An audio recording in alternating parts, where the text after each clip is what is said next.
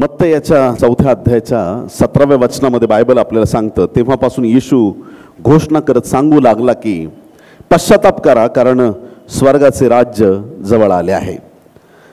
येशू ख्रिस्ताच्या काळात 2000 वर्षापूर्वी फक्त येशू ख्रिस्त ही घोषणा करत नव्हता, पश्चाताप करा कारण स्वर्गाचे राज्य जवळ आले आहे. ही फक्त येशू ख्रिस्ताची घोषणा नव्हती, तर येशू ख्रिस्ताचा जन्म होण्याच्या आधी एका अभिषिक्ताचा जन्म झाला होता, आणि तो अभिषिक्त म्हणजे बाप्तिस्मा करणारा योहान. आणि त्या योहानाचा सुद्धा याच प्रकारचा संदेश होता. मत्ती याचा 3रा अध्याय आणि त्यातील 1 ते 3 वचन आपण वाचूया. मत्ती 3, 1 ते 3. त्या दिवसात बाप्तिस्मा करणारा योहान यहुदियाच्या रानात येऊन अशी घोषणा करू लागला की पश्चाताप करा, कारण स्वर्गाचे राज्य जवळ आले आहे.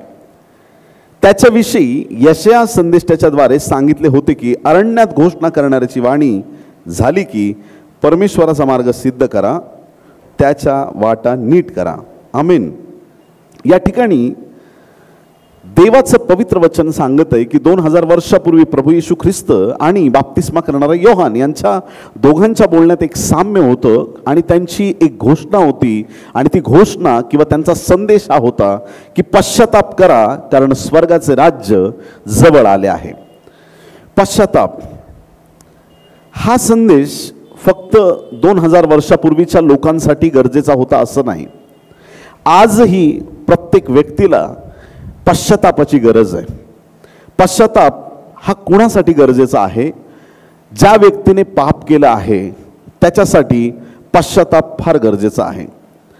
पाप एक अशी गोष्ट आहे की पाप म्हणजे देवाच्या योजनेच्या विरुद्ध, देवाच्या इच्छेच्या विरुद्ध ज्यावेळेस आपण कुठलीही गोष्ट करतो त्याला पाप असं म्हणता येईल. देवाचं नियम मोडणं, देवाची इच्छा मोडणं, देवाच्या योजनेच्या विरुद्ध वागणं, स्वतःच्या मनाने वागणं, शरीराच्या अधीन होणं, आणि त्या पापांची रास किती मोठी असेल ती शब्दात मांडणं कठीण आहे. कुठलीही गोष्ट जी देवाच्या विरुद्ध जाऊन आपण करतो तर त्याला पाप असं म्हणता येईल. आणि प्रत्येक मनुष्यालाच पश्चातापाची गरज आहे, कारण की सर्व जगामध्ये आपण पाप हे पाहत आहोत. देवाच्या प्रिय लोकांनो, ज्या वेळेस देव बापाने आदामाला घडवलं, कशापासून बनवलं? मातीपासून बनवलं. जे जे परमेश्वर निर्माण करीत गेला त्या प्रत्येक गोष्टीत चांगुलपणा त्याला दिसला, प्रत्येक गोष्ट त्याला चांगली दिसली. फक्त मनुष्य एकटा असावा त्याला बरं वाटलं नाही, आणि तो एकटेपणा त्याला वाटत असताना देव बापाने आदामाला गाढ निद्रा लावली.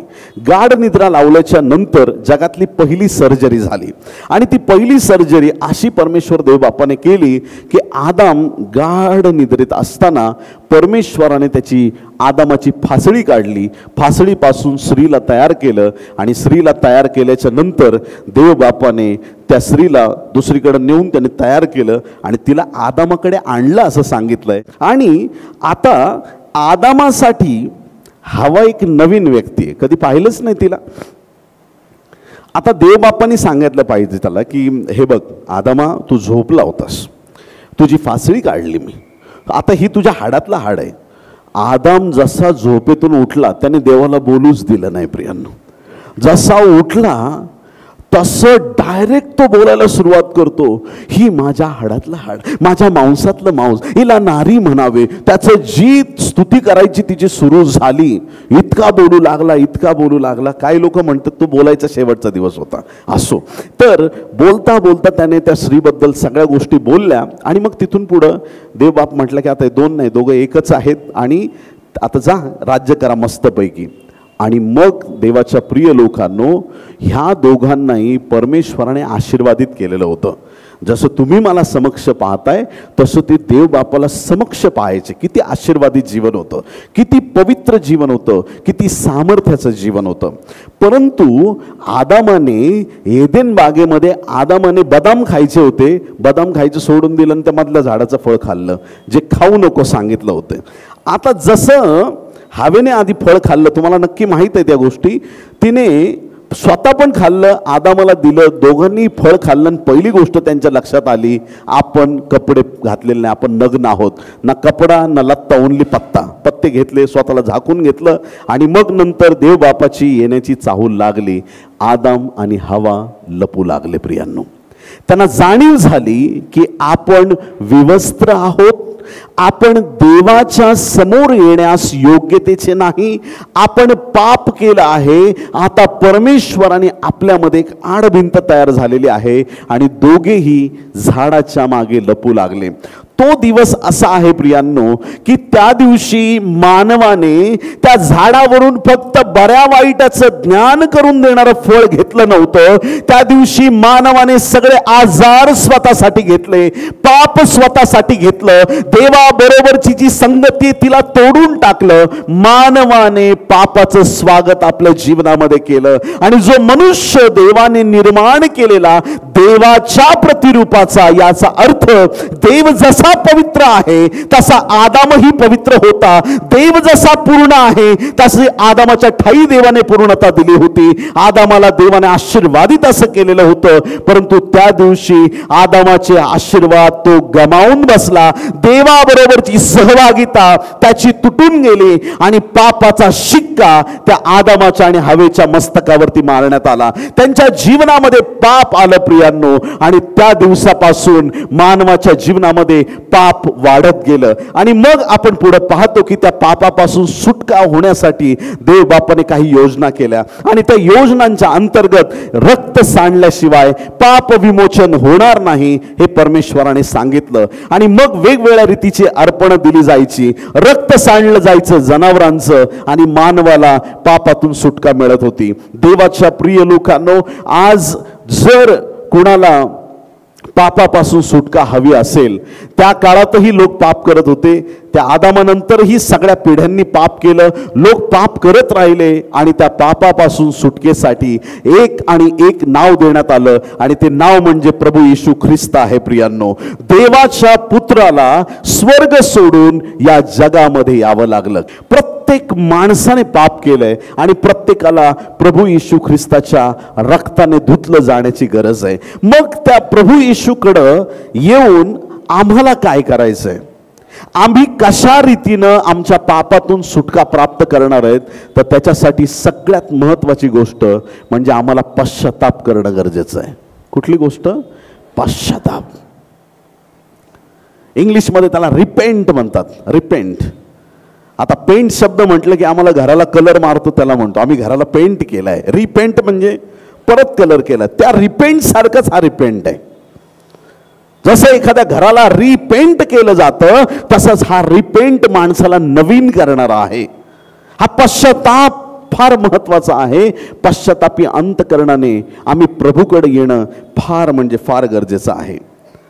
आम्ही कधीपासून पापी आहोत?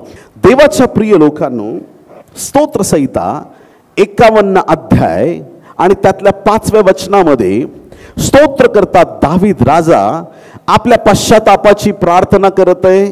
ज्या दिवशी राजाने लढाईवर जायला पाहिजे, आपला दावीद राजा त्या दिवशी घरी राहिला.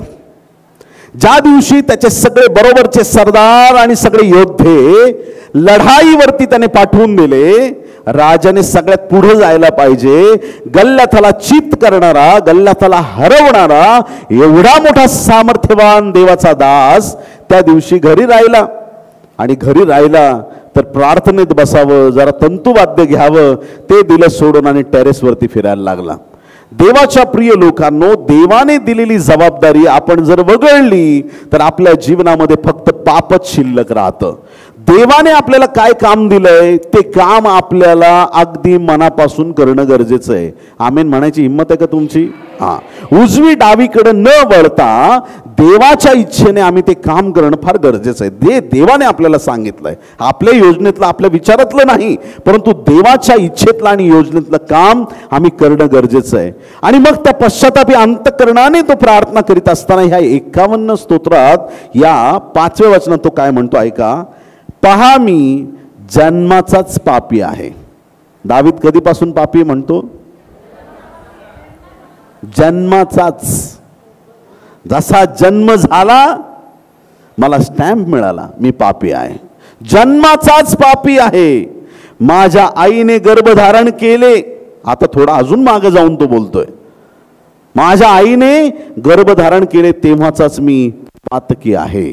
स्तोत्रकर्ता दावीद राजा म्हणतोय, मी जन्माचा पापी आहे, माझ्या आईने गर्भधारणा केली, मी आईच्या पोटात होतो तेव्हापासूनचा मी पापी आहे.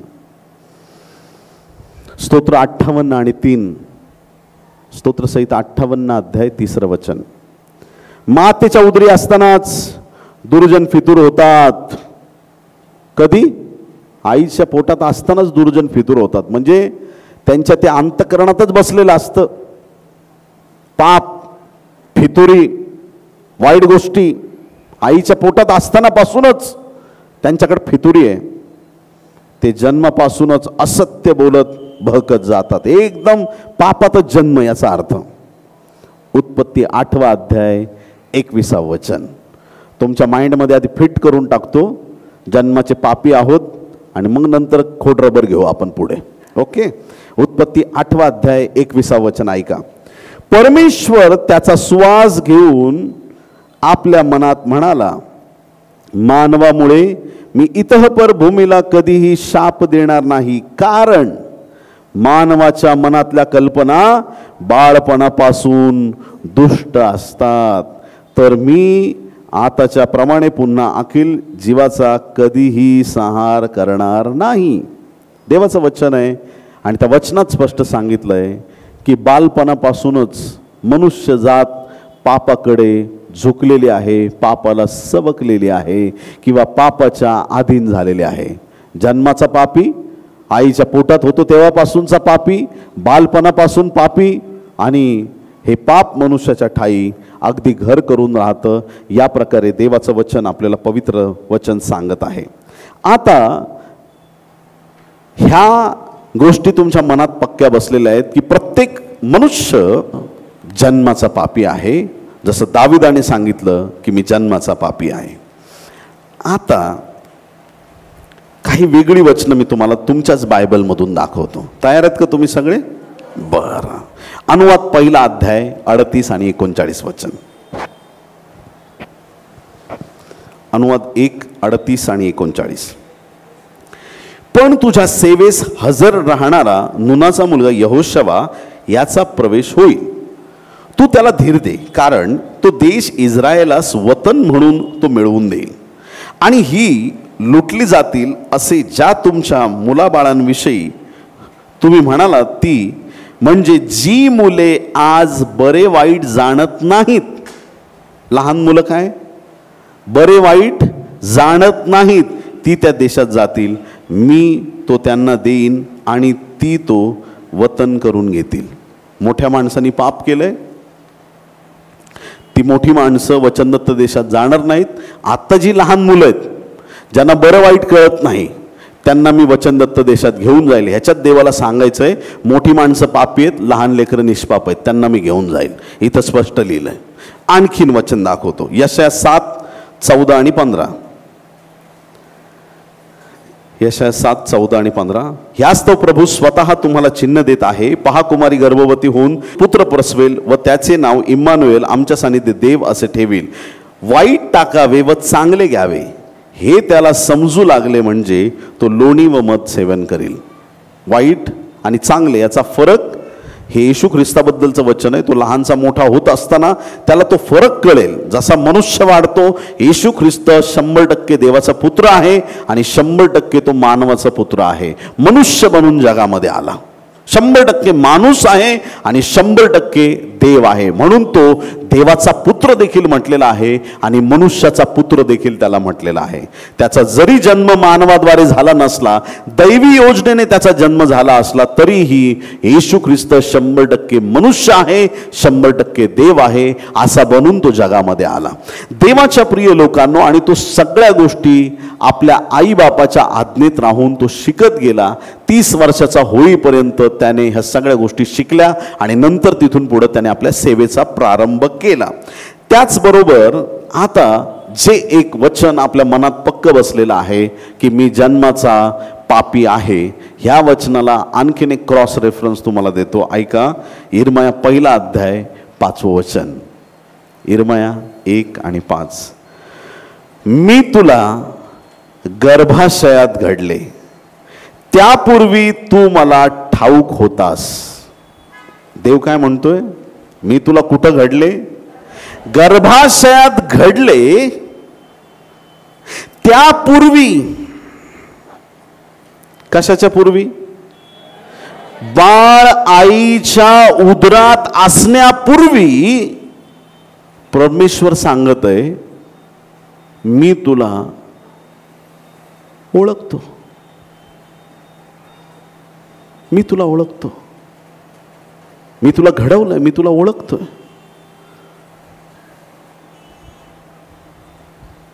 जगात श्रेष्ठ प्रेम आईच्या प्रेमाला म्हटलंय. किती लोक आमेन म्हणतील? आईचं प्रेम श्रेष्ठ आहे. का श्रेष्ठ आहे आईचं प्रेम? लग्नाच्या आधी मुलगी बघायला जातात, तो एक फार गमतीशीर कार्यक्रम असतो. हा मुलगा फुल तयार झालेला असतो, आई वडील सगळे फॅमिली सगळे मस्त जातात तिकडं, हॉलमध्ये बसतात सगळे. मुलीला सांगतात पाणी घेऊन ये.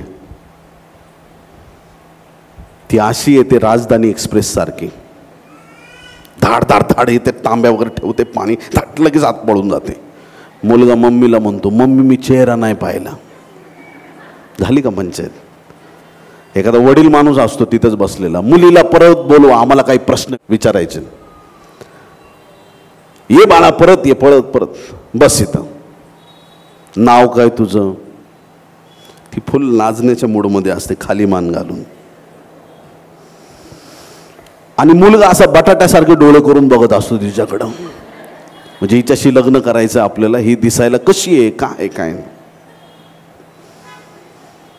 ते प्रश्न उत्तराचं काय असतं. आणि ती पण बिचारी आपली खाली मान घालून हळूच मध्ये वरती बघते, परत खाली बघते. तिला पण बघायचं मुलगा कसा दिसतोय, तिला पण आयुष्य काढायचं. ही चोरून लपून बघतो, तो बटाट्यासारखे डोळे करून बघतो. हे एकमेकांना बघतात, शिक्षण आहे का, सुंदर आहे का, केस लांब आहेत का, इकडं विचारतात की नाही माहीत नाही मला. मग इतके प्रश्न. तुला गाणं गाता येतं का, तुला स्वयंपाक करता येतो का, तू अशी आहे का, तू तशी आहे का, मुलगा काय करतो, कामाला जातो का बाबा, का इकडं तिकडंच फिरत असतोस. सगळे प्रश्न एकमेकांना विचारले जातात. नातेवाईक काय काय नाही, इतके असतात गोष्टी, माहिती काढली जाते. इतकं बारीक सारीक बघून सगळ्या गोष्टी अभ्यास करून मग नंतर मुलगी म्हणते मला मुलगा पसंत आहे. मुलाला विचारतात तुला? हो मला पण पसंत आहे, करायचं का लग्न? ओके, दोघंही हो मानतात, दोन्ही फॅमिली रेडी. आणि मग तिथून पुढं मग सुपारी, साखरपुडा, हळद, आणि मग असं करत करत करत ते लग्न होतं. आणि लग्न पूर्ण झालं. मग सुरुवात कुठं झाली? तो बघण्याचा कार्यक्रम. लग्न असे होतात, पाहून. एकच आई असते की जी बाळाचं तोंड न पाहता त्याच्यावर प्रेम करते, आणि म्हणून तिचं प्रेम श्रेष्ठ आहे. आई कधीच बाळाचा चेहरा पाहिल्यानंतर प्रेम करत नाही. जगातलं प्रेम असं आहे, सगळ्या प्रकारचं प्रेम असं आहे, पाहण्यातून. मी त्याला पाहिलं, मी तिला पाहिलं नंतर. पण फक्त एक प्रेम आहे की जे आई आहे तिने बाळाचा चेहरा न पाहता त्या बाळावर प्रेम केलेलं आहे.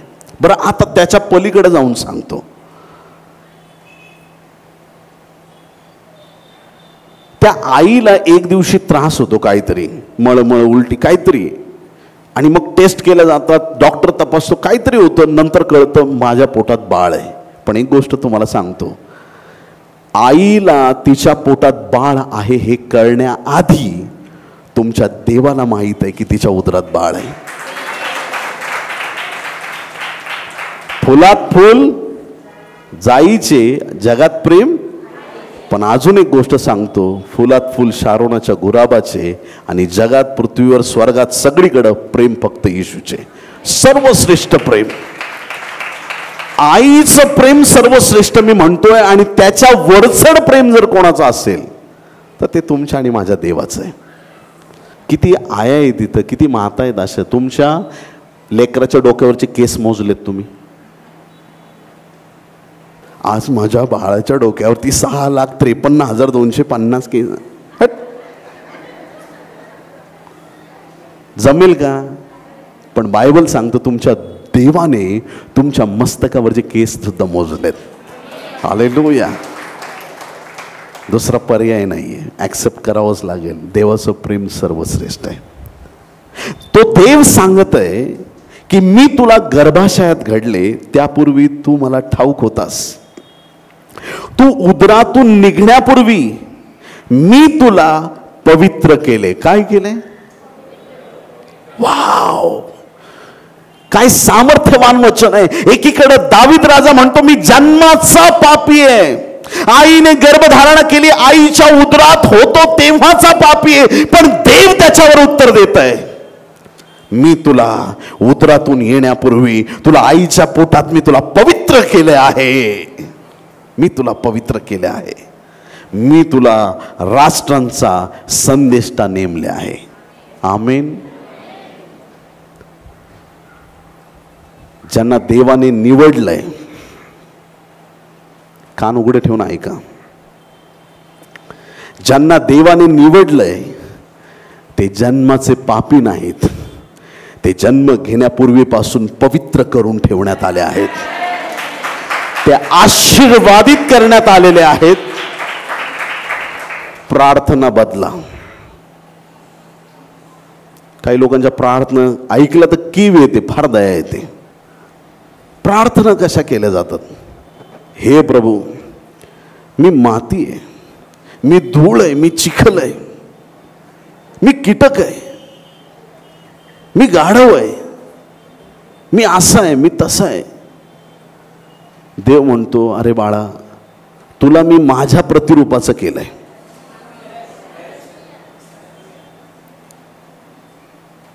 ज्यावेळेस तुम्ही स्वतःला कमजोर दाखवता, त्यावेळेस तुम्ही कुठंतरी देवाच्या इच्छेच्या विरुद्ध वागत असता. मी शून्य आहे, मी उणा आहे, मी धूळ आहे, माती आहे. धूळ माती नाही, आम्ही देवाची लेकरं आहोत.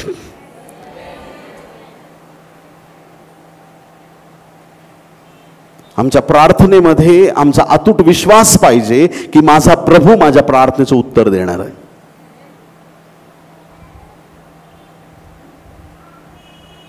स्वतःला कमजोर दाखवल्याने किंवा मी स्वतःला धूळ आहे, माती म्हटल्याने देव आमच्या प्रार्थना ऐकतो असं नाही प्रियांनो. आता ही माझी छोटी मुलगी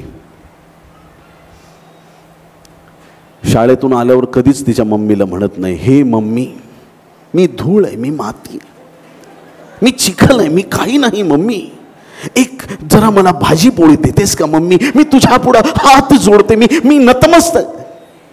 मम्मी जेवण दे, मी आले.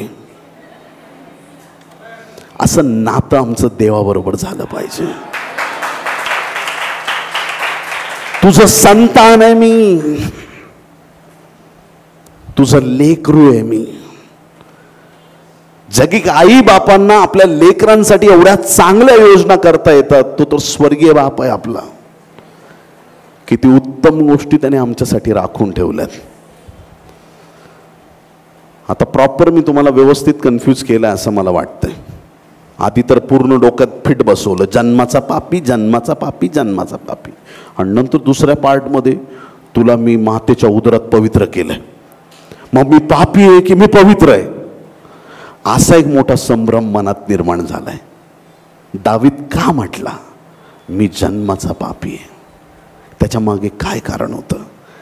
त्याची कारणं समजून घेणं गरजेचं. ऐका, निर्गम याचा 34वा अध्याय आणि 7वं वचन. निर्गम 34 आणि 7. 20व्या अध्यायाच्या 5व्या वचनात आणि अनुवाद 5:9 मध्ये पण याच प्रकारचं वचन दिलेलं आहे. पण एक वचन वाचू आपण, निर्गम 34 आणि 7 मध्ये.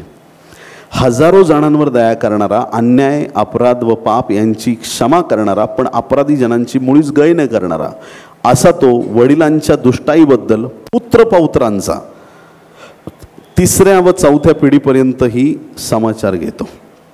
एखाद्याने पाप केलं, दया करताना हजारो पिढ्यांवरती करेल. एखाद्याने चांगलं काम केलं, त्याच्या हजारो पिढ्या तो आशीर्वादित करेल. एखाद्याने दुष्कृत्य केलं तर त्याच्या 3ऱ्या 4थ्या पिढीपर्यंत त्यांच्या जीवनावरती अडचणी किंवा अडखळणं दिसतील. ते पाप तसंच राहील. हेच वचन सांगतं.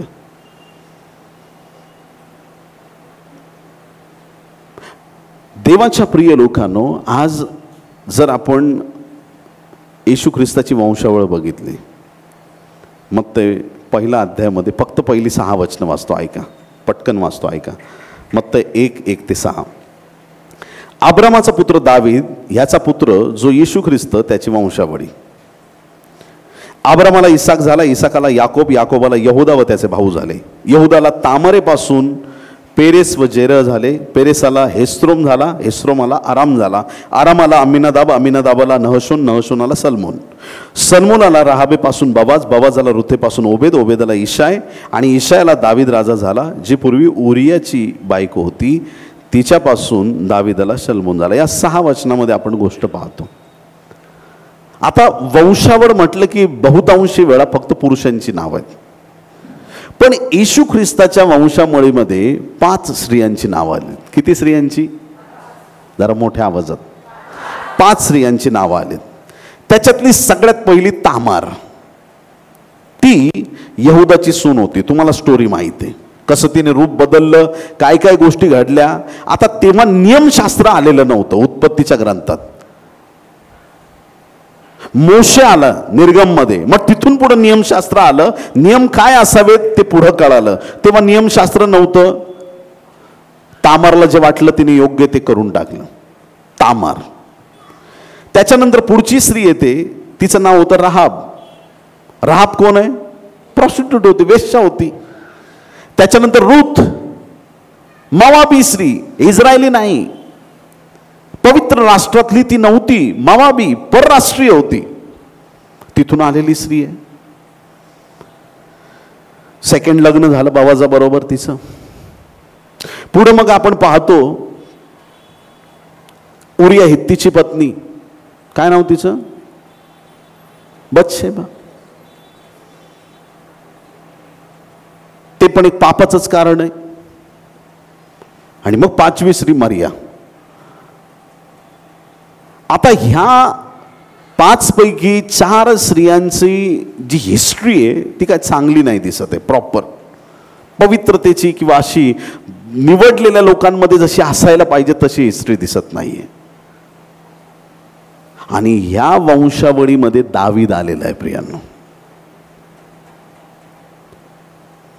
बायबल सांगतं की एखाद्याने पाप केलं तर देव 3ऱ्या 4थ्या पिढीपर्यंत ते पाप तसंच ठेवतो. आणि या ठिकाणी दाविदाचा जन्म होईपर्यंत ते राहाबेचं किंवा जुनं जे पाप आहे ते तसंच तिथपर्यंत राहतं. म्हणून दावीद म्हणतो मी जन्माचा पापी. दावीद मी जन्माचा पापी आहे असं का म्हणतो? कारण वचन आहे की 3ऱ्या 4थ्या पिढ्यांपर्यंत परमेश्वर एखाद्याचं पाप तसंच काउंट करतो.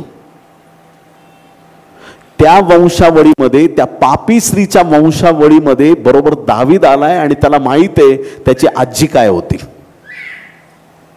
आणि म्हणून ते पाप तसंच राहतं. आणि म्हणून त्या ठिकाणी तो म्हणतो की मी जन्माचा पापी आहे.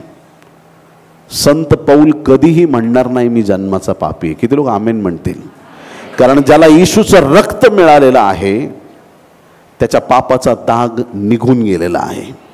मग आता तुम्ही धाडसाने म्हणू शकता की मी जन्माचा पापी नाही, माझ्या येशूने मला शुद्ध केलेला आहे. माझ्या प्रभूने मला नवीन जीवन दिलेलं आहे. येशूकडे ते सामर्थ्य आहे. प्रियांनो, किती लोक आमेन म्हणणार त्या गोष्टीला? खूप लोक असं म्हणतात, म्हणजे स्वतःला पवित्र समजतात. आणि कोणाला असं वाटतं की मी पांढरे कपडे घातले मी पवित्र. कोणाला असं वाटतं की मी 40 दिवस उपवास करतो म्हणून मी पवित्र.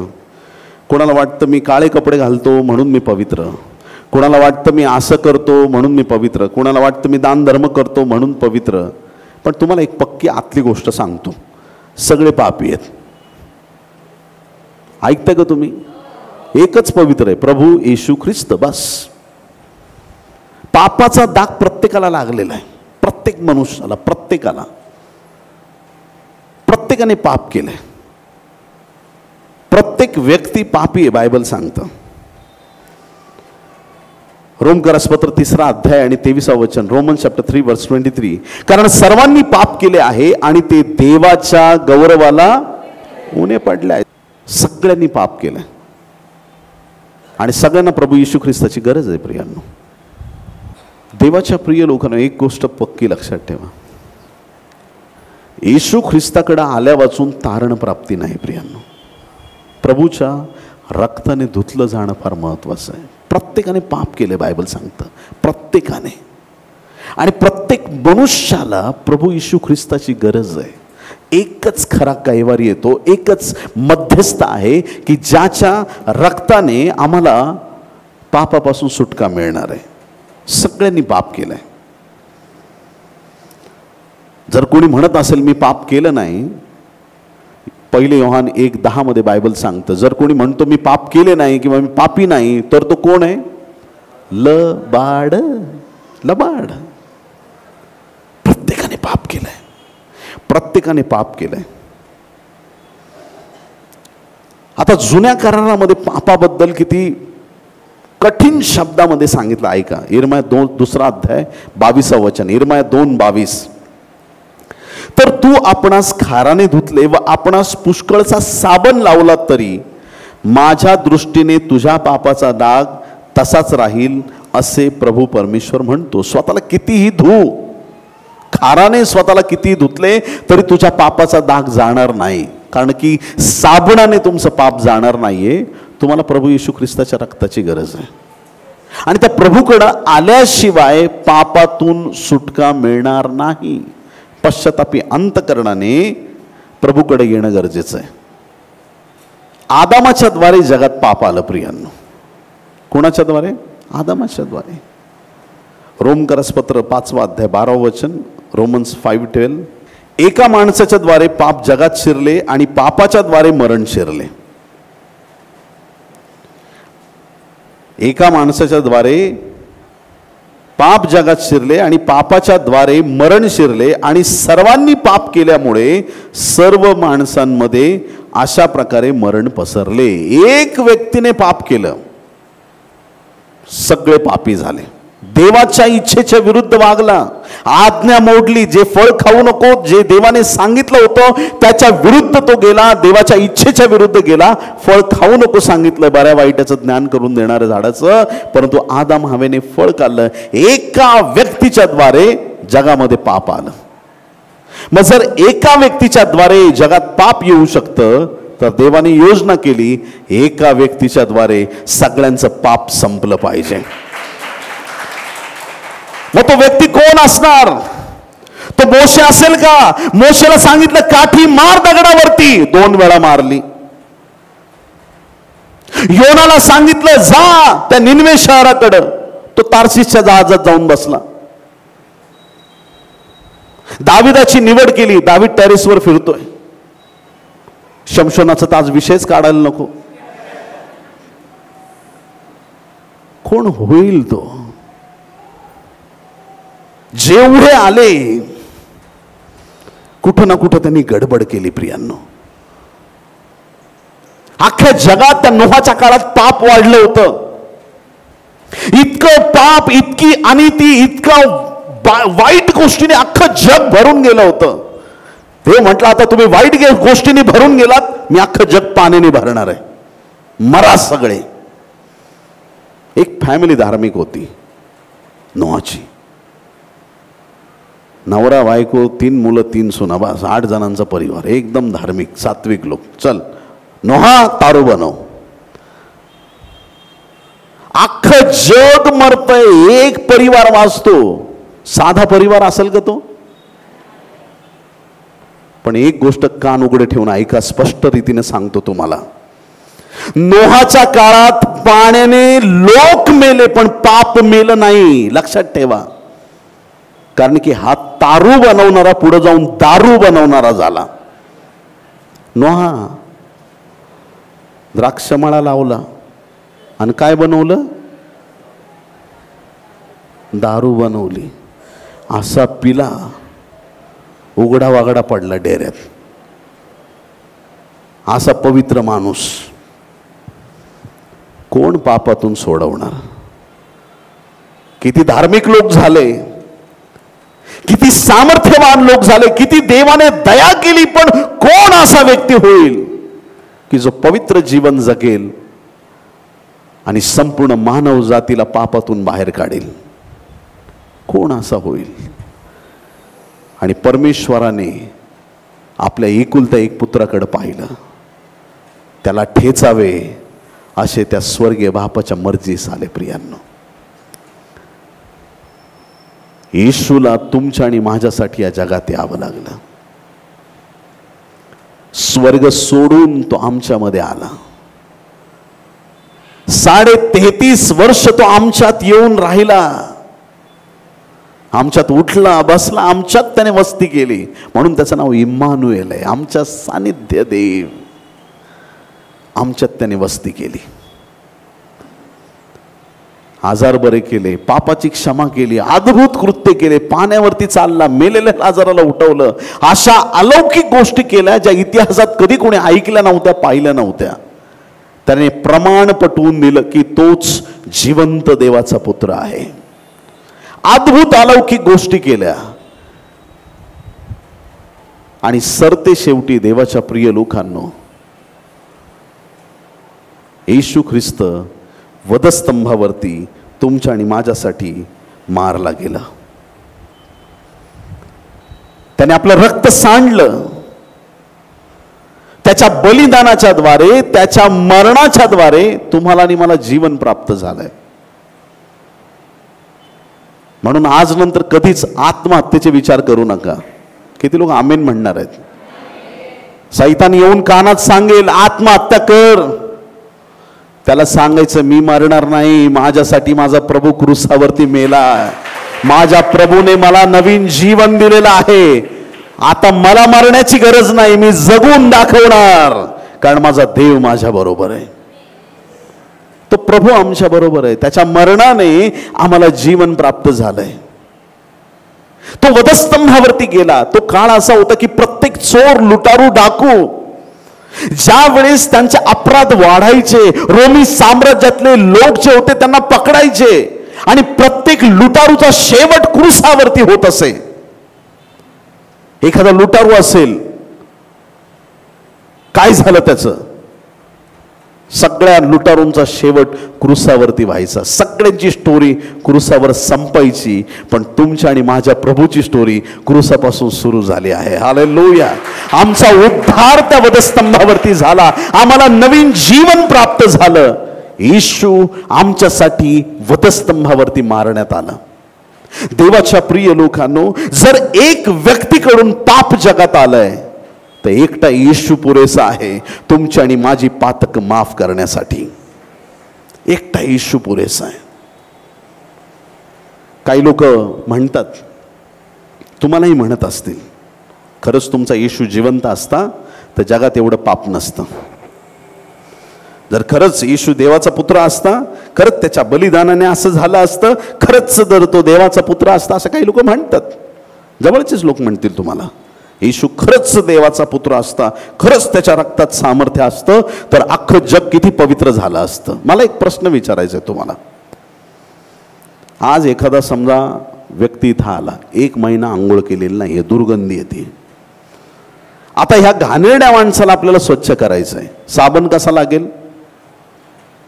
स्वच्छ पाहिजे का घाणेरडा पाहिजे? घाणेरड्या माणसाला स्वच्छ करण्यासाठी साबण कसा पाहिजे? स्वच्छ, चांगला साबण पाहिजे. मग आता ह्या व्यक्तीला स्वच्छ करायचंय, पण साबण फॅक्टरीमध्ये तयार झालाय, हा स्वच्छ होईल का? तो साबण त्या फॅक्टरीमधून आपल्या या चर्च जवळच्या एका दुकानामध्ये आलेला आहे, हा माणूस स्वच्छ होईल का? हा साबण त्या दुकानातून या माणसाच्या घरापर्यंत येऊन पोहोचलाय, घरात तो ठेवलाय साबण नुसता, हा माणूस स्वच्छ होईल का? कधीच नाही होणार. जोपर्यंत तो साबण लावत नाही तोपर्यंत स्वच्छ होणार नाही. जोपर्यंत येशूला अंगीकार करत नाही तोपर्यंत पापापासून सुटका नाही. येशू जिवंत आहे कधी करणार आहे? परमेश्वर किती चांगला आहे याचा अनुभव घेऊन पहा. त्याला आपल्या जीवनामध्ये स्वीकारण्याची गरज आहे. मग आमचा उद्धार आहे. फक्त प्रभू लांब आहे, दूर आहे, आमचं तारण शक्य नाही प्रियांनो. त्याला जीवनात घेणं गरजेचं आहे, त्याच्या सानिध्यात राहणं गरजेचं आहे, त्याच्या रक्ताने धुतलं जाणं गरजेचं आहे. मग आम्हाला पापातून सुटका मिळणार आहे. रोमकरासपत्र 5 अध्याय 18-19 वचनामध्ये बायबल सांगतं, तर मग जसे एकाच अपराधामुळे सर्व माणसांना दंडाज्ञा होते, तसे नीतिमत्वाच्या एकाच निर्णयाने सर्व माणसांना जीवदायी नीतिमत्व प्राप्त होते. कारण जसे त्या एकाच मनुष्याच्या आज्ञाभंगाने पुष्कळ जण पापी ठरले होते, तसे ह्या एकाच मनुष्याच्या आज्ञापालनाने पुष्कळ जण नीतिमान ठरतील. तो एक मनुष्य येशू ख्रिस्त आहे. येशूच्या द्वारे तुम्ही आणि मी नीतिमान ठरवलो गेलो आहोत. आम्ही आशीर्वादित झालोय. आणि आज आम्ही धूळ माती आणि चिखल नाही. किती लोक आमेन म्हणणार त्या गोष्टीला? देव आत्मा आहे, त्याच्या उपासकांनी त्याची उपासना आत्म्याने आणि खरेपणाने करायची आहे. आम्ही कोणीतरी शून्य आहोत असं समजून करू नका. आम्ही जिवंत देवाची लेकरं आहोत. त्या परात्पर देवाने आम्हाला निवडून वेगळं केलेलं आहे. त्याने आम्हाला आशीर्वादित केलेलं आहे. ज्याने आम्हाला बोलवलंय तो योग्य परमेश्वर आहे, तो विश्वासाचा परमेश्वर आहे, तो सामर्थ्यवान देव आहे. मग त्याने आम्हाला काय केलंय? 1 पेत्र 2 अध्याय 9 वचन, 1 Peter chapter 2 verse 9. 1 पेत्र 2 आणि 9. पण तुम्ही तर निवडलेला वंश. कोण? आपण. किती लोक आमेन म्हणणार आहेत? हालेलुया. इस्रायल राष्ट्र निवडलेला आहे, पण आज निवडलेला वंश तुम्ही आणि मी आहोत. येशूची लेकरं. वाव. निवडलेला वंश, राजकीय याजकगण, पवित्र राष्ट्र, देवाचे स्वतःचे लोक असे आहात, यासाठी की ज्याने तुम्हाला अंधकारातून काढून आपल्या अद्भुत प्रकाशात पाचारण केले, त्याचे गुण तुम्ही प्रसिद्ध करावेत. आमेन. कलसे 1:14 मध्ये बायबल सांगतं, त्या पुत्राच्या ठायी त्याच्या रक्ताच्या द्वारे खंडणी भरून प्राप्त केलेली मुक्ती म्हणजे आपल्या पापांची क्षमा आपल्याला मिळाली आहे. येशूच्या रक्ताने आम्हाला पापांची क्षमा मिळालेली आहे. आम्हाला नवीन जीवन प्राप्त झालं आहे. हालेलुया. प्रत्येक मनुष्य पाप करणारा ठरला. सगळ्यांनी पाप केलं. येशूने तुम्हाला आणि मला त्याच्या रक्ताने शुद्ध केलंय. तारणासाठी आम्हाला प्रभूकडे येणं गरजेचं आहे आणि आम्हाला पश्चातापाची नितांत गरज आहे.